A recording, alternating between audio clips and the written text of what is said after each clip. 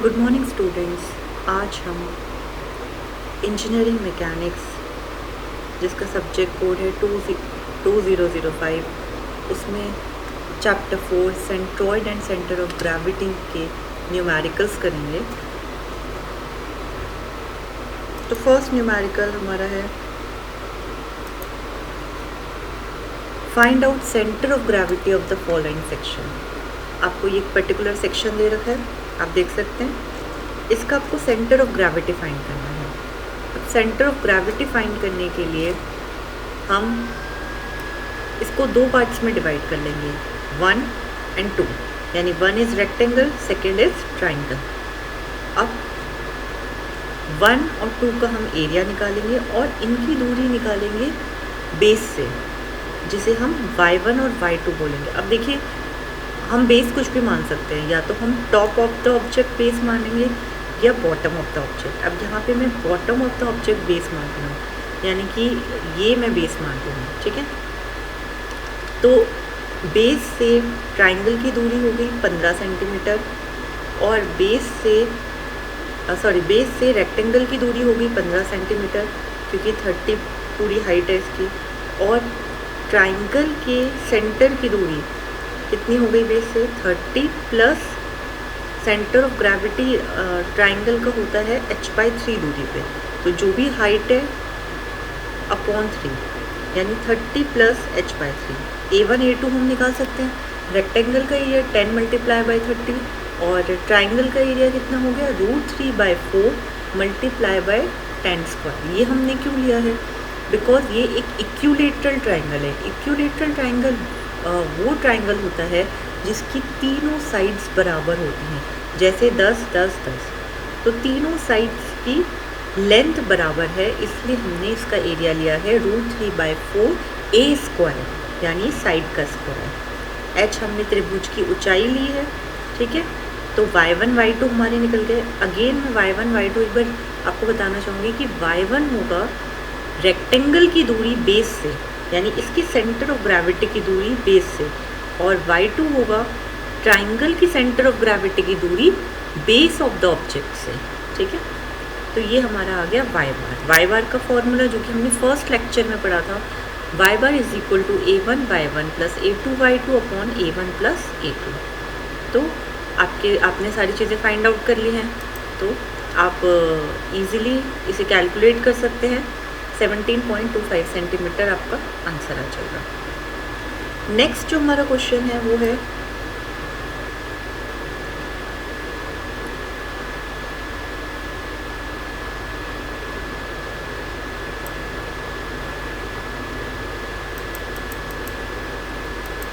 The height of a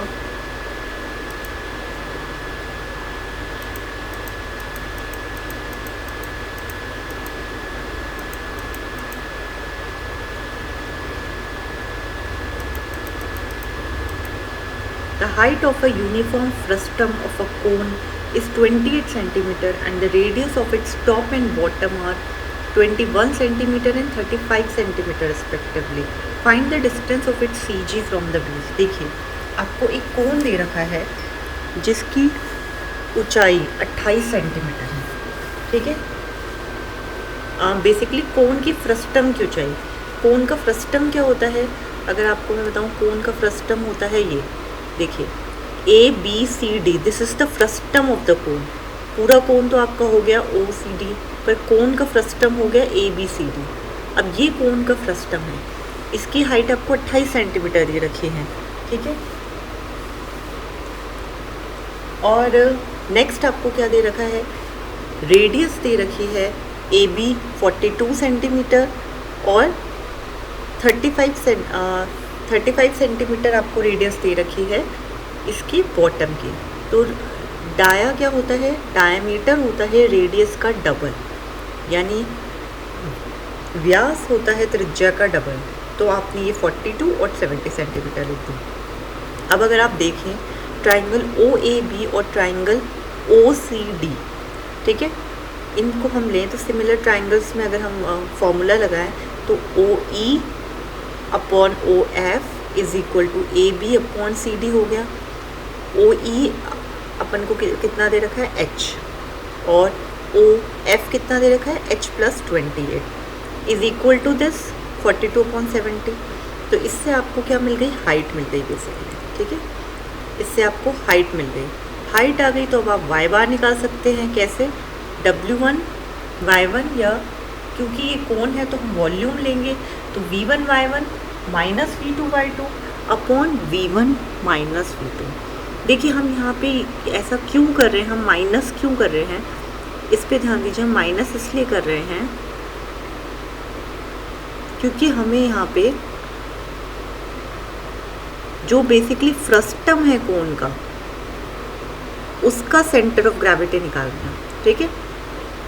तो हमने क्या किया, पूरे कोण में से यानी OCD में से क्या माइनस कर रहे हैं हम, OAB। तो हमें किसका मिल जाएगा, फ्रस्टम ऑफ द कोण का वाई बार मिलेगा, ठीक है।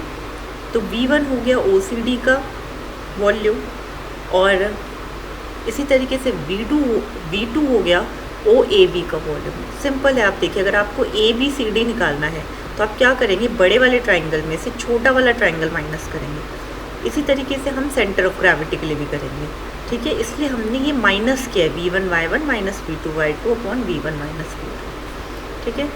Y1 अगेन बड़े वाले ट्राइंगल की सेंटर ऑफ ग्रेविटी की दूरी हो गई बेस से यानी CD से, और Y2 हो गया स्मॉल ट्राइंगल जो है OAB, उसकी दूरी हो गई बेस से, ठीक है। तो V1 आपका क्या हो गया, V1 आपका हो गया OCD का आयतन, कोण का हमारा वॉल्यूम होता है 1/3 पाई r स्क्वायर h, ठीक है। तो V1 V2 हम फाइंड कर लेंगे, V1 V2 हम फाइंड कर लेंगे। Y1 मैं आपको ज़रूर बता देती हूँ, Y1 हम कैसे फाइंड करेंगे। Y1 में हम ये पूरा ट्राइंगल का h/4 total height divided by 4, ठीक है, बड़े वाले ट्राइंगल का। अब हाइट, टोटल हाइट क्या होगी, h plus 28, okay, divided by 4, clear.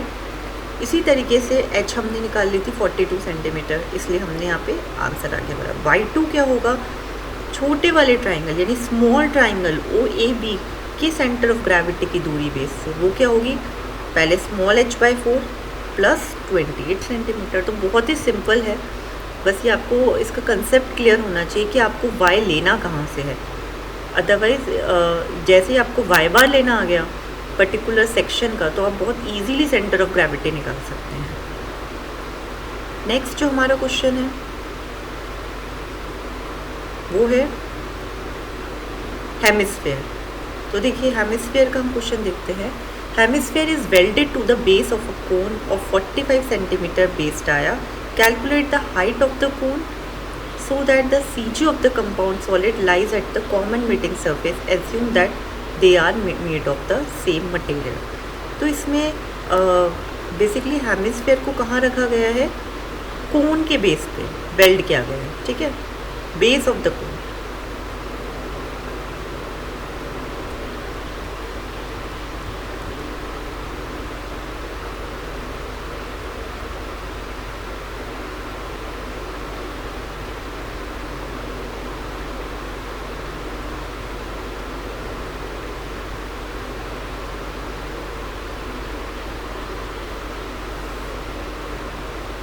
ठीक है, तो अब हम देखेंगे कि इसमें हमें बेसिकली निकालना है कि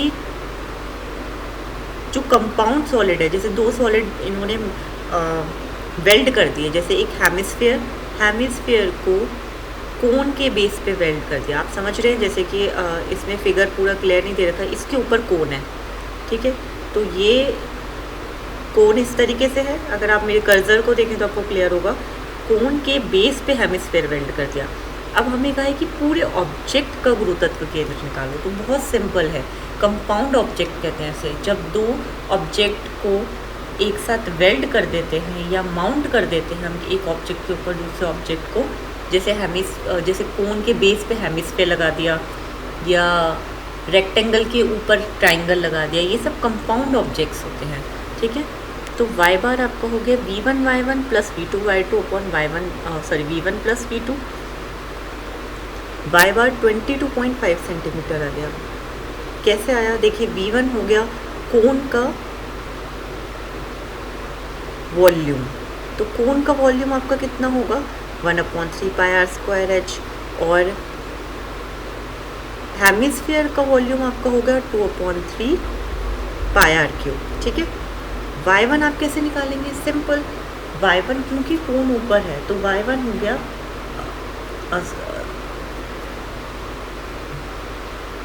y1 यहाँ पे कोन के सेंटर ऑफ ग्रेविटी की दूरी हो गई बेस से। ठीक है, तो वो कितनी हो गई? ये r जो भी है, दिस r प्लस अगर इसके ऊपर कोन है तो कितना आ गया? ये आपको माउंट करके इस तरीके से दिखा रखा है यहाँ पे, देखिए। तो दिस h प्लस r, तो h/4 प्लस r हो गया कोन के सेंटर ऑफ ग्रेविटी की दूरी बेस से, और हेमिस्फीयर की कितनी हो गई? हेमिस्फीयर की हो गई बेस से दूरी, क्योंकि इसका सेंटर ऑफ ग्रेविटी ऊपर वाले बेस से AB से 3r/8 की दूरी पे होता है। अगर आप देखेंगे ये हेमिस्फीयर आपको रिवर्स दे रखा है, इन्वर्टेड दे रखा है। ठीक है, तो AB से दूरी दी जाती है स्टैंडर्ड 3r/8। तो अगर मुझे नीचे कर्व शेप से दूरी निकालनी है तो वो कितनी हो गई? r-3r/8।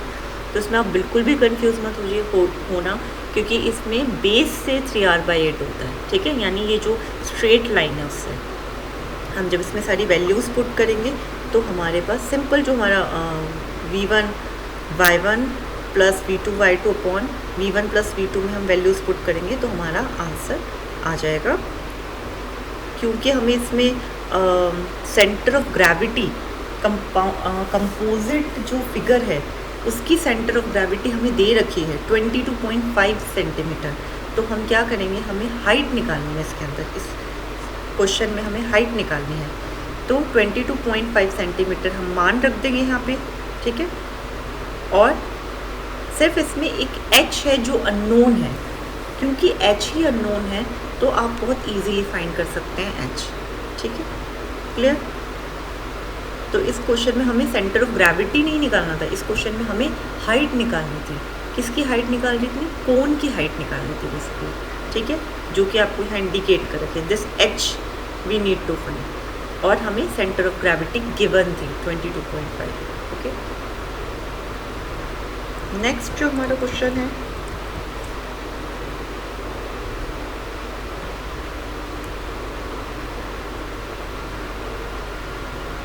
वो है 2 uniform sphere composed of the same material and whose diameter are 6 and 12 centimeter are touching each other. Find the position of the CG of the two sphere taken together. देखिए इसमें हमें दो स्फीयर दे रखे हैं, दोनों की डायमीटर दे रखी है और दोनों एक ही मटेरियल से बने।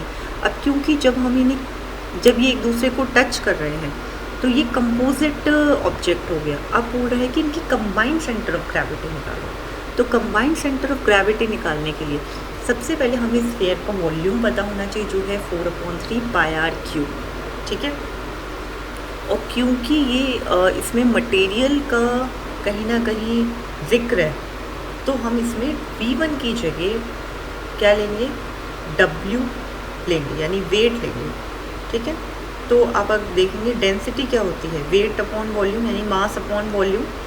ठीक है, तो अगर मुझे वॉल्यूम वेट निकालना है तो क्या होगा? Density multiply by volume. यही क्या है यहाँ पे, वेट निकालने के लिए वॉल्यूम को डेंसिटी से मल्टीप्लाई कर दिया है। इसी तरीके से 1 हमने स्मॉल सर्कल ले लिया, 2 हमने स्मॉल स्फीयर ले लिया, और 2 हमने बिग स्फीयर ले लिया। तो W1 W2 आ गया। x बार निकालने के लिए आप क्या करेंगे? अगेन ऐड करेंगे। ठीक है, देखिए अब आप यहाँ पे देखें कि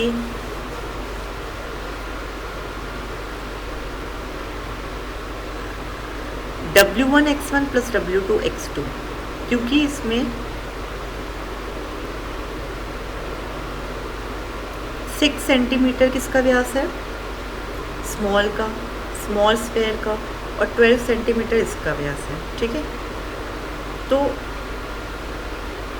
हम यहाँ पर x1 यानी ए को अगर हम इस वाले सर्कल को बेस मान रहे हैं, ए जहाँ का सेंटर है, तो फर्स्ट की दूरी जो हो गई गुरुतत्व केंद्र की ए से वो 0 हो गई, और सेकंड की दूरी कितनी हो गई 6 + 3 यानी 9 सेंटीमीटर। ठीक है, क्योंकि ए को यहाँ पे बेस लिया है। क्लियर? तो हम बेस क्या ले रहे हैं उस पर बहुत डिपेंड करता है, बाकी सब आप फाइंड कर ही सकते हैं। तो आपका आंसर आ जाएगा x⁻8 सेंटीमीटर। तो सेंटर ऑफ ग्रेविटी के न्यूमेरिकल्स बहुत ही इंटरेस्टिंग हैं। अगर हम हमारा बेस क्लियर हो जाए, हमें ये समझ में आ जाए कि हमें वॉल्यूम लेना है, एरिया लेना है, और वॉल्यूम एरिया निकालना भी बहुत इजी है। अगर आप ये समझ जाएं कि कहीं पे वेट की बात हो रही है तो हम वेट ही लेंगे। अब जैसे एक बहुत ही अच्छा न्यूमेरिकल है जो काफ़ी बार एग्ज़ाम में भी आता है, इस कंपोजिट फिगर को देखिए, इसमें 3 चीज़ें कंबाइन कर रखी है, triangle, triangle, square and semi circle. तो बहुत इजी है, हमें इसका सेंटर ऑफ ग्रेविटी निकालना है। हमने इन्हें 3 पार्ट्स में डिवाइड कर दिया, ट्राइंगल, सर्कल और ट्राइंगल, स्क्वायर और सेमी सर्कल। हम सबका एरिया निकाल लेंगे, A1, A2, A3, Y1, Y2, Y3 निकाल लेंगे हम। Y1 क्या होगा, अगर हम इसमें, आप एक चीज़ का बस आपको ध्यान रखना है कि आप बेस क्या ले रहे हैं। जैसे मैं आपको बताती हूँ कि इसमें हम बेस, इस डायग्राम में आप देखिए बेस में ये ले रही हूँ। ठीक है, तो मुझे हर चीज़ की दूरी कहाँ से निकालनी है, इस बेस से। क्लियर? ट्राइंगल के सेंटर ऑफ ग्रेविटी की दूरी निकालनी है इस बेस से, स्क्वायर के सेंटर ऑफ ग्रेविटी की दूरी निकालनी है यहाँ से, और सेमी सर्कल के सेंटर ऑफ ग्रेविटी की दूरी निकालनी है बेस से। क्लियर? तो Y1, Y2, Y3 आप बहुत इजीली निकाल सकते हैं इसके अंदर। R-4R/3π हमारा Y1 हो गया, A1 सेमी सर्कल का एरिया, A2 स्क्वायर का एरिया, और Y2 स्क्वायर की सेंटर ऑफ ग्रेविटी की दूरी कहाँ से, बेस से। क्लियर? तो स्क्वायर की सेंटर ऑफ ग्रेविटी की दूरी क्या होगी 5, इसका हाफ, और रेडियस कितना है, अगेन रेडियस 5 है और 10/2 ये ऐड हो जाएगा। ठीक है, और पहले हमने कैसे लिया, बेस से सेंटर ऑफ ग्रेविटी की दूरी होती है सेमी सर्कल की 4R/3π। तो अगर मुझे यहाँ से लेनी है तो ये पूरा R माइनस दिस। ठीक है, क्लियर? फिर हम इन सब की वैल्यू रखेंगे y बार के फॉर्मूले में, A1 Y1 + A2 Y2 + A3 Y3 upon A1 + A2 + A3, तो हमारे पास y बार आ जाएगा। क्लियर? अब हमारा एक लास्ट क्वेश्चन है जिसमें हम T सेक्शन के बारे में बात करेंगे। देखिए ये भी बहुत इजी है, अगर आपको कंपोजिट फिगर्स का लेने आ गया तो बहुत इजीली कर सकते हैं इस क्वेश्चन को भी। सेंटर ऑफ ग्रेविटी हमें निकालनी है इस T सेक्शन की। अगेन मैं इसे 2 पार्ट में डिवाइड कर दूंगी। ये देखिए, एक सेकेंड, ये थोड़ा कर्सर, ठीक है। अब देखिए ABCD, एक आपका फिगर ये हो गया और दूसरा हो गया EFGH। अब क्योंकि मैंने 2 पार्ट्स में इसे डिवाइड कर लिया है तो अब बहुत इजीली A1 A2 इनको नाम देंगे, और अगर बेस में ले रही हूँ ये HG, तो कितना हो गया इसका, 15 में से 3 माइनस कीजिए, 12 सेंटीमीटर, और 12 डिवाइडेड बाई 2 कितना हो गया Y1 आपका, सॉरी दिस इज़ Y2 आपका कितना हो गया 6 सेंटीमीटर। ठीक है, इसी तरीके से अब आप ABCD, इसके सेंटर ऑफ ग्रेविटी की दूरी भी कहाँ से लेंगे, बेस से। तो ये तो आपका हो गया 12 + 1.5, ठीक है, तो 13.5 सेंटीमीटर। एरिया बहुत इजीली फाइंड कर सकते हैं। ABCD का एरिया हो गया 10 × 3, और EFGH का एरिया हो गया 12 × 3। ठीक है, तो बहुत ही ईजी क्वेश्चन है ये, दिखने में कॉम्प्लिकेटेड लग रहा है बट वेरी स्कोरिंग। आपको बस Y1 Y2 अगेन मैं रिपीट कर रही हूँ, आपको सेंटर ऑफ ग्रेविटी का कंसेप्ट क्लियर होना चाहिए, इसलिए मैंने अपना फर्स्ट लेक्चर सिर्फ सेंटर ऑफ ग्रेविटी को समझाने के लिए आपको दिया है, ताकि आप न्यूमेरिकल्स बहुत इजीली कर सकें। लास्ट क्वेश्चन है, ये क्वेश्चन आप अपने ट्यूटोरियल में भी करिए, आपको बहुत हेल्प मिलेगी। ठीक है, एक तरीके से ये अपना ट्यूटोरियल समझिए, जितना भी न्यूमेरिकल्स है, सेंटर ऑफ ग्रेविटी, और अपने ट्यूटोरियल की हेडिंग डालिए tutorial number 4 centre of gravity and centroid. और जितने भी सबसे पहले आप क्वेश्चन नंबर 1 में यही करेंगे कि स्टैंडर्ड फिगर्स के सेंटर ऑफ ग्रेविटी और सेंट्रॉइड लिखेंगे, जो कि इससे पहले वाले लेक्चर में मैंने आपको बताया। नेक्स्ट आप ये सारे न्यूमेरिकल्स अपनी फाइल के अंदर करेंगे। Okay, find the CG of the section shown in the following figure. देखिए, हमें CG निकालनी है। अब इसमें अगर आप देखें तो एक ट्रेपेजियम बन रहा है, और अगर हम ट्रेपेजियम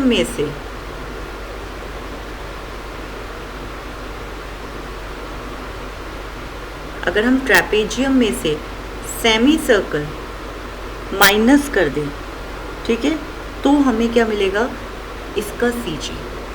इसीलिए इसमें y bar is equal to A1 y1 minus A2 y2 upon A1 minus A2, ठीक है। समलंब चतुर्भुज यानी ट्रेपेजियम का क्षेत्रफल हमें पता है, अर्धवृत्त का क्षेत्रफल हमें पता है, y1 हमें पता है, और हम y2 भी बहुत इजीली निकाल सकते हैं, क्योंकि सेमी सर्कल का न्यूट्रल एक्सिस से सेमी सर्कल के सेंटर ऑफ ग्रेविटी की दूरी बेस से हमने अभी निकाली है, जो कि 4r/3π होती है।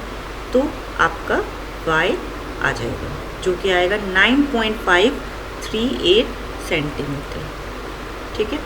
ये देखिए, क्लियर, 9.538। हमने ट्रेपेजियम का एरिया पढ़ा था A+B upon 2 multiply by height, clear. और सेमी सर्कल का एरिया था πr²/2। y1 यानी ट्रेपेजियम के सेंटर ऑफ ग्रेविटी की दूरी AB से, और y2 सेमी सर्कल की सेंटर ऑफ ग्रेविटी की दूरी बेस से, ठीक है। तो y आपका आ गया 9.538 सेंटीमीटर। नेक्स्ट है जेड सेक्शन का सेंटर ऑफ ग्रेविटी। अब इसका, क्योंकि आपको ये देख रहे, आप बहुत इजीली देख सकते हैं कि ये जो डायग्राम है इसमें क्या है कि सिमेट्री नहीं है, मतलब इसमें x बार भी निकलेगा और y बार भी निकलेगा। तो x बार और y बार दोनों निकालना है हमें। ये बहुत अच्छा क्वेश्चन है, x बार और y बार हम दोनों निकालेंगे इसके अंदर। तो उससे पहले हम इन्हें डिवाइड कर लेंगे, HGFJ, KFED और उसके बाद ECBA, इन 3 सेक्शन में डिवाइड कर लिया। इनका एरिया निकालिए। जब हम y बार निकालेंगे तब हम बेस AB मानेंगे, और जब हम x बार निकालेंगे तब हम बेस HJ मानेंगे। तो ये आपका एक तरीके से होमवर्क है, इससे रिलेटेड आपको कोई भी क्वेरी हो तो व्हाट्सएप ग्रुप में पूछ सकते हैं। बट इसका खुद एक बार फाइंड करके देखिए। सॉल्यूशन मैंने आपको दे रखा है, मैंने आपको पूरा हिंट दे दिया है। इसमें बिल्कुल सेम जैसे हमने पहले के न्यूमेरिकल डिस्कस किए वही है, बट जब आप y बार निकालेंगे तो बेस क्या मानेंगे इसमें, मैं एक बार और रिपीट कर रही हूँ, AB। यानी आप इस सेक्शन की दूरी, अगर एक एग्जांपल देती हूँ मैं, ABCD की आप दूरी लेंगे, AB बेस मानेंगे तो कितनी हो गई 2.5, राइट।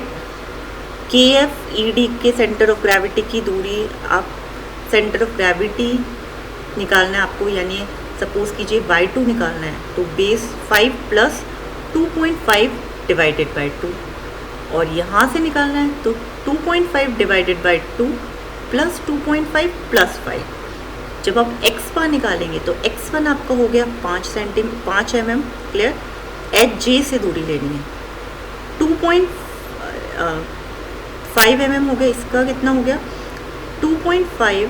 पहले आप 10 में से 2.5 माइनस कर लीजिए, तो ये वाली दूरी हो जाएगी plus 2.5 divided by 2। HJ again base हो गया। इसी तरीके से आप इसका फाइंड कर लीजिए, ठीक है। तो इस आपका जेड सेक्शन का सेंटर ऑफ ग्रेविटी अगर आप देखें, x बार और y बार दोनों आएगा इसके अंदर, x बार एंड y बार आपने 3 में डिवाइड किया, उसके बाद आपने x बार और y बार निकाल दिया। इसी तरीके से आप f सेक्शन का निकालेंगे। f सेक्शन में भी आप देखिए इन्होंने 4 सेक्शन में डिवाइड कर दिया, 1 2 3 4। अगेन एफ सेक्शन में इन्होंने 4 सेक्शन के अंदर डिवाइड कर दिया, और इसमें भी आपको एक्स बार और वाई बार दोनों निकालने पड़ेंगे, क्योंकि ये कंपोजिट के साथ साथ अनसिमेट्रिकल भी है। ठीक है, मतलब इसमें सिमेट्री नहीं है। तो आप क्या करेंगे, एल के एच जे, ये सॉरी फोर्थ हो गया, ये तो हम नीचे से देखते हैं। ए बी ई डी एक हो गया, ई एफ सी ई सी एफ जी सेकेंड हो गया, जी एफ आई जे एक हो गया, और फोर्थ आपका ये हो गया। ठीक है, अब आप जब एक्स बार निकालेंगे तब तो आप किसी बेस मान सकते हैं, आइदर ए एल को बेस मानेंगे या एच के को बेस मानेंगे, और अब जब वाई बार निकालेंगे तब ए बी को बेस मानेंगे। अब जैसे वाई बार मुझे निकालना है, तो देखिए पहले सेक्शन का वाई वन कितना हो गया 2 सेंटीमीटर, सेकेंड सेक्शन का कितना हो गया 4 + 1/2, क्लियर। थर्ड का क्या हो गया 5 + 4/2, फोर्थ का क्या हो गया 4 + 4 4 + 1 5 + 4 9 + 1/2, क्लियर। इसी तरीके से आप जब एक्स बार का निकालेंगे, यहाँ पे हम देख लेते हैं इन्होंने क्या बेस लिया है, अदरवाइज आप एच के भी बेस ले सकते हैं, और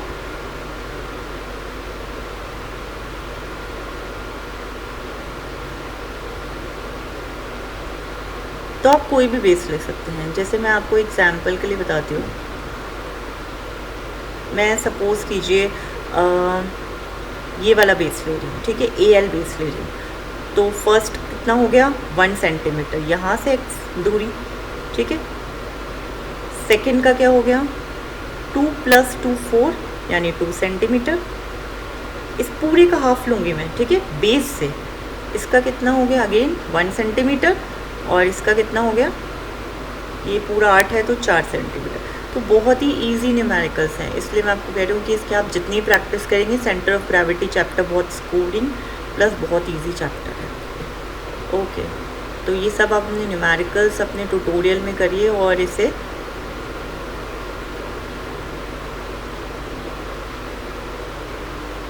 इनके आंसर फाइंड आउट करिए, और अगर आपको कोई भी इनसे रिलेटेड क्वेरी होती है तो आप अपने व्हाट्सएप ग्रुप में पूछ सकते हैं। Thank you.